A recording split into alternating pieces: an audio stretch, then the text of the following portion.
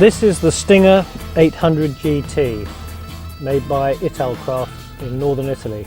I must confess I've seen these boats around for quite some time and was looking forward to having the first opportunity to try one. They look exactly right. They've got a very high bow, nice deep V hull, large spray rails to deflect the spray but not too big so that they create a lot of slamming, and very nicely laid out inside too. The seating arrangement's very practical. So it was good that I had the opportunity to go and test her in some fairly testing conditions.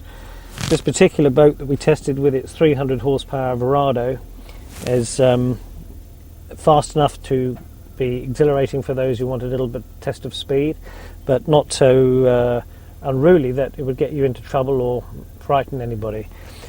Top speed that we achieved with the craft was 44 knots.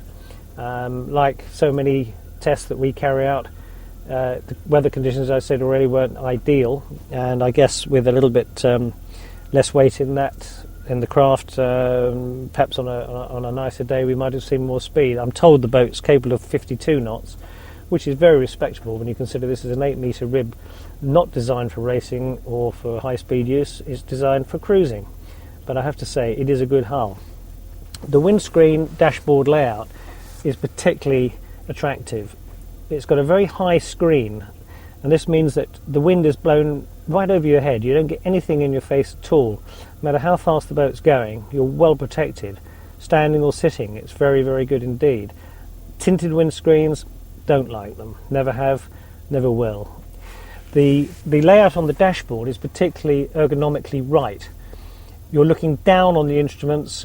The GPS is directly in front of the driver, where it should be. The whole design of the dash is perfect. The steering position, the wheel and the controls, everything falls to hand.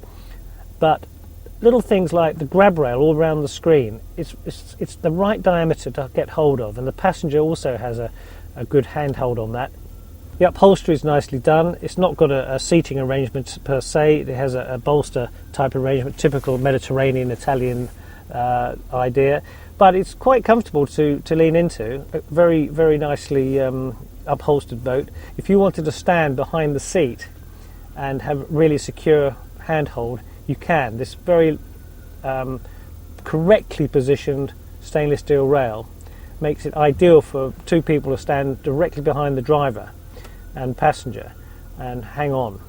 However, there is a full width contoured rear bench seat, and this is beautifully upholstered again, nice high backrest. It's all part of an integral moulding which goes the whole length of the boat. It means you can clean the bottom of the boat easily. You can put a hose down. There's no little edges or anything for it to catch under. Everything goes straight out of the self bailers in the stern. There's a flexi teak deck on this boat, and there's a moulded A-frame instead of the usual stainless steel one. Moulded A-frames are controversial to some people, ideal for others. They certainly enhance the appearance of the boat, there is no question, and if they're properly made, there's no reason why one shouldn't have one. On this particular craft, I couldn't fault it. And it had a very nice feature in a solar panel mounted on the top. Now, okay, you say if you turn all the power off, it shouldn't go flat, but there is a habit for these things to happen, and who knows, maybe you leave it for a couple of months, but it will be fully charged up when you get down there. There's LED lighting along the decks, and there's a huge sunbathing area in the bow. The sunbathing area has got two enormous lockers inside it. You just could not fill these lockers, even if you had 10 people on the boat and all their equipment. They are massive, and they've got the cushions that go on top, so you can use the whole area as a sunbathing area. Although it is stepped, there's still plenty of room for one to lie down on it.